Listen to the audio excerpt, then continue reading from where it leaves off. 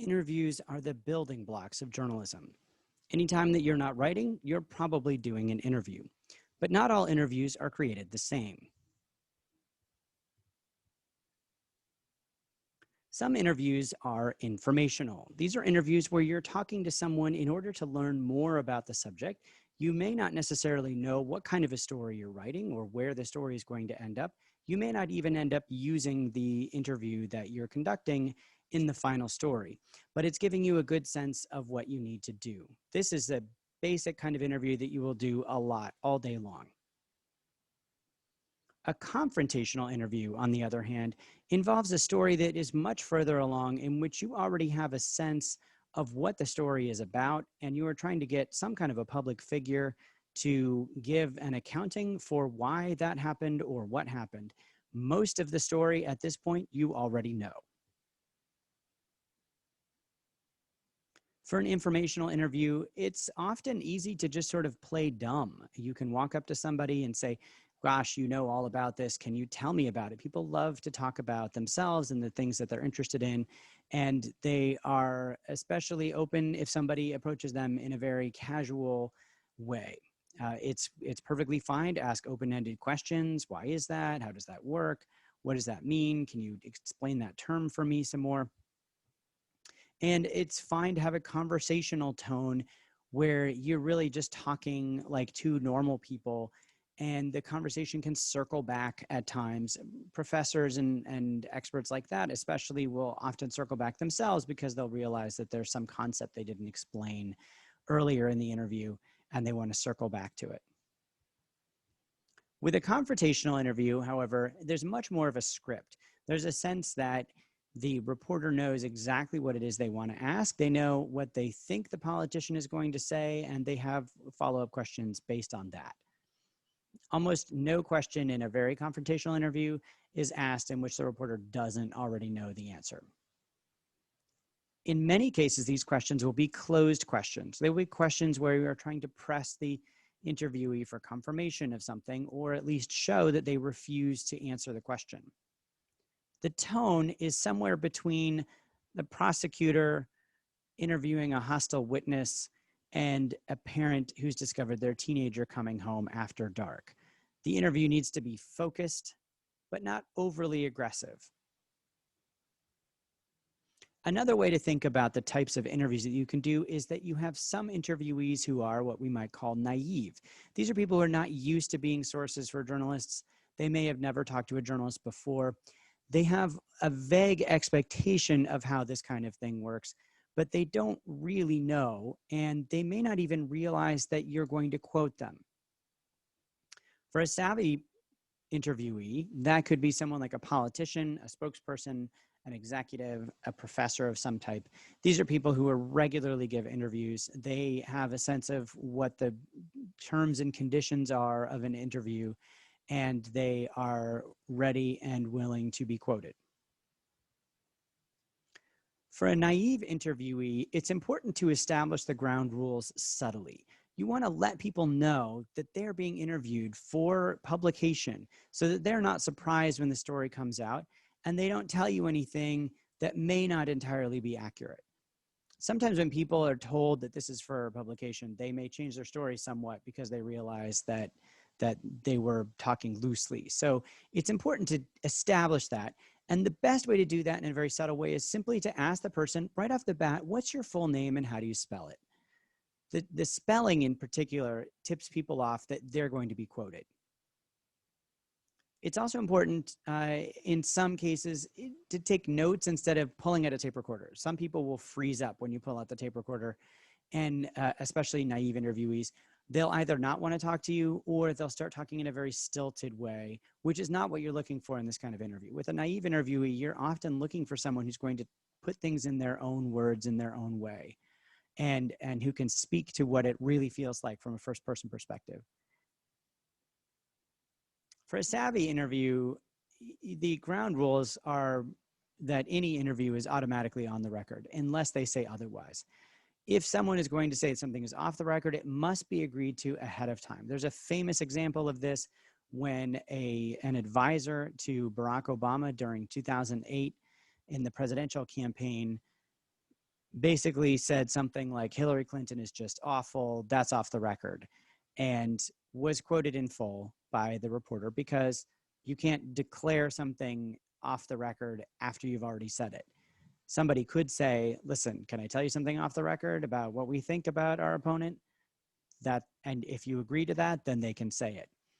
One of the ways that these are typically done with political types in national politics is that an interview might be set up where everything is off the record until the end of the interview. The reporter will then circle back and pick out the points that they'd like to use in the story and the particular quotes that the person said during the off the record portion of the interview, and agree to put those on the record.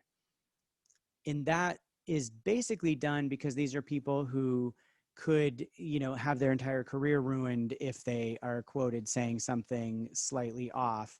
And so if you're going to interview them in a way where you're getting a lot of information from them, you're going to need to give them a little bit more security that this isn't going to end up as a gotcha.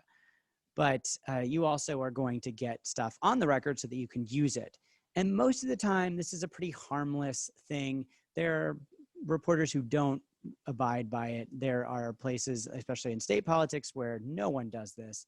But it is a regular staple of Washington journalism, and people are aware that if they say something and then try to change after the fact that it was off the record, that the reporter is going to stand firm. That's much different than a naive interviewee. If you're talking to somebody and they say, well, I'm getting divorced or something like that, and they're like, oh, please don't put that in the paper. That's a much different kind of ethical question for you to decide.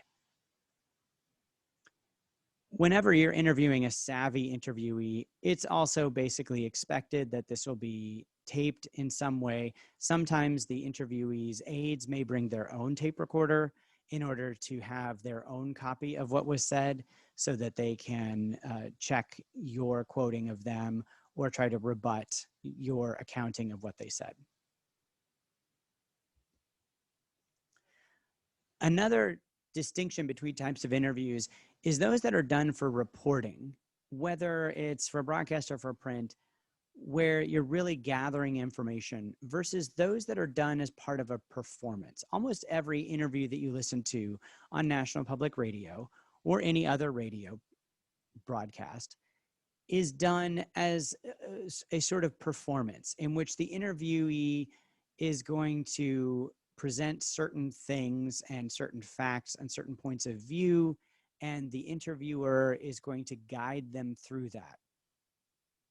One trick to how this is done effectively on television broadcast is that the person appearing on, say, 60 Minutes or something will have already been thoroughly interviewed by staffers who work for the anchor who is doing the interview. And those people will be very aware of what the specific stories are that they want to get the person to tell and what questions might prompt them. The anchor will then have these questions, but won't necessarily know what the person is going to say. And the person, because they're meeting the anchor for the first time, won't feel like they're repeating themselves. And this allows a very natural conversation to happen, which still follows a script that has been written by other people than the two people in the interview. For reporting interviews, it is totally fine to get really deep into the weeds on stuff that you may never use in your story because you want to get confident about the material. You need to be able to summarize what happened, how something works, what certain people think in a very quick and short way, and going into it in depth is the best way to do that. It's also fine to go off topic and talk about other subjects if that helps you establish a rapport with the person that you're interviewing. When an interview is done for performance, however, things need to be very clear. If the interviewee on an interview for broadcast, for example, mentions a person's name without explaining who that person is, it is part of the job of the anchor to very quickly sort of intercede, not necessarily interrupt, but sort of explain briefly, that's the senator from West Virginia to the audience so that they can follow along. And you'll hear sometimes the interviewee go, oh yes, realizing that they had said something without explaining who that was. Or if they use an obscure term that may not necessarily be clear, the interviewer may ask them to explain that even though they already know what that term means. Those interviews will also be very, very rigid in terms of staying on topic and staying focused, because you really don't want them to meander. You have a very set amount of time with this person on the air, and it's not the time to be talking about your golf game. Other considerations as you're developing your plan for an interview: how much time do you have to conduct it? Could it be cut short? One thing that you can really learn to spot when reading celebrity profiles is exactly how much time the reporter had with the famous person. If they had very little time, then really minor things will be described in detail. For example, as someone recently pointed out, all of the celebrity profiles in which a woman was described as sitting a certain way on the couch, like on top of her legs, in a very casual way. And this was done sort of repeatedly in celebrity profiles. But the main reason is that these people had maybe 10 minutes with the celebrity in question. And this was the only thing that they had to comment on, because they weren't doing anything. They weren't anywhere interesting. And so they have to describe that. Or if you read like a Rolling Stone interview and it describes what the person ate for lunch, then you can almost guarantee that that lunch was the only time that they had with that celebrity. If you have more time with a person, then it's often helpful to spend that time doing an activity with them, going somewhere that is important to them and walking around, or going back to a place where the events in question happened, or just hanging out with them for the day while they do whatever it is that they normally do, because that will add a richness to your descriptions of them as they're talking. It will also allow them to speak more meaningfully about the things that they're talking about. But again, that depends on how much time that you have. Accessibility is another question. If you know that you're going to have multiple opportunities to talk to a person, then you may want to do a follow-up interview where you circle back to some things that you found out more about, or that as you were writing, you decided were more important. I have often done this with profiles of people who aren't inaccessible, who I know that I can reach again. As I was writing and I realized that there was a certain theme developing, I have often just called them up and talked to them about that theme.